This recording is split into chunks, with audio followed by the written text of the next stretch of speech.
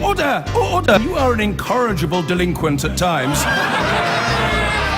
Behave yourself, man!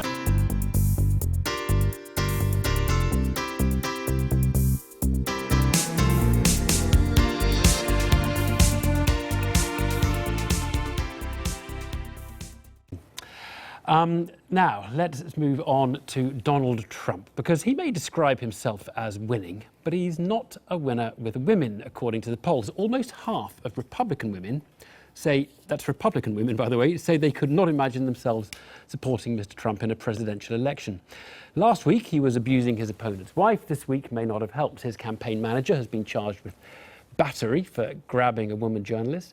And today he made some comments about abortion that have been interpreted as controversial.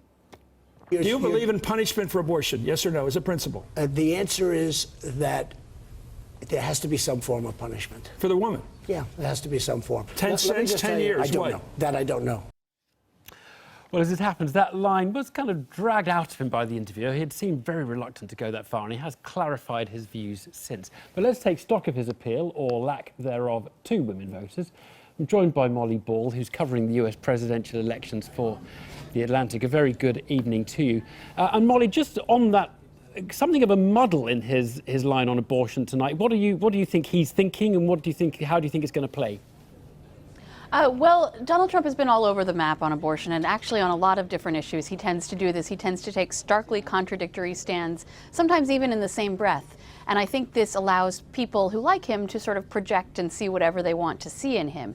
In this particular case, after making the statement that you just played on the tape, he then issued a statement later saying the exact opposite, that in the hypothetical case that abortion were to be banned in the United States, it ought to be the people performing the abortions who would be prosecuted for that illegal act, and not the women who he described as the victims in this scenario, along with the life in their womb.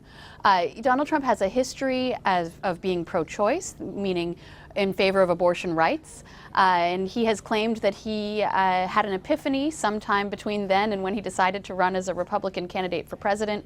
You really can't be a Republican candidate in this day and age and be in favor of abortion rights. But he says he has the same position as Ronald Reagan, which is pro-life with exceptions. He would make exceptions to allow abortions in cases of rape and incest and when the life of the mother is endangered. Now, I'm assuming abortion, or his views on abortion, are not really what's driving these rather poor poll ratings for him, because Republican women are keener on Cruz than they are on Trump. So what, in your view, Molly, is it that women are not liking about Donald Trump? Well, you mentioned a couple of his sort of greatest hits in terms of insulting women, but again, there's a whole litany of statements. I mean, he's been feuding with the Fox News anchor Megyn Kelly, who's one of the stars of conservative media, since the very first debate back in August, when she asked him a question about his offensive remarks about women over the years, and her very pointed question was, how are you going to appeal to women voters? He then went on television after that debate and insulted her, and they have continued to feud in the ensuing months. He frequently describes women in terms of their appearance and derides them based on their appearance.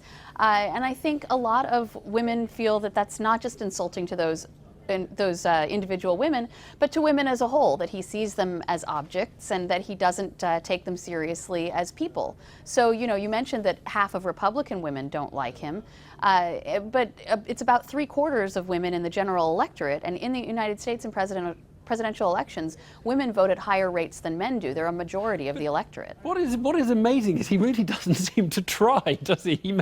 I mean, he carries on. He's got this form, this history. You'd think he might have learned his lesson and looked at the poll ratings and come up with something nice to say to women, but he really doesn't try. Why?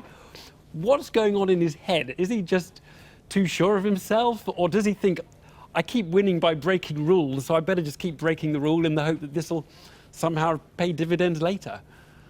Yeah, far be it from me to try to psychoanalyze Donald Trump. I don't think anyone knows what's going on inside his brain. But what I hear in talking to the people who support him is that they celebrate his willingness to say the things that other people won't say, that he's not bound by sort of political correctness. And I think there are a lot of people in this country, particularly men, who feel sort of hemmed in and emasculated by feminism and by the increasing equality of women, and feel that, you know, in this day and age, you can't even tell a woman that she looks pretty without having people all over you. So that sort of, you know, it's a sort of white male identity politics that Donald Trump is speaking to. But as you mentioned, he hasn't made any effort to broaden his appeal or to build bridges to people who aren't in that particular segment. Okay, you've got 12 seconds to answer the question, will women vote for Hillary Clinton? I mean, does she have a kind of, does she grab women? I mean, are they all rallying around behind her? That's obviously a big question, but one thing I think is interesting is that Hillary Clinton has not managed to rally women to her in the Democratic primary. In 2008, she ran very much as a sexless candidate. She's run much more aggressively this time on the idea of being a path-breaking first woman president. And what we've seen in her primary against Bernie Sanders is that women, particularly young women, have not flocked to her as a result. Molly, thanks very much indeed. Thanks. Talk to you soon. I've been getting away with it all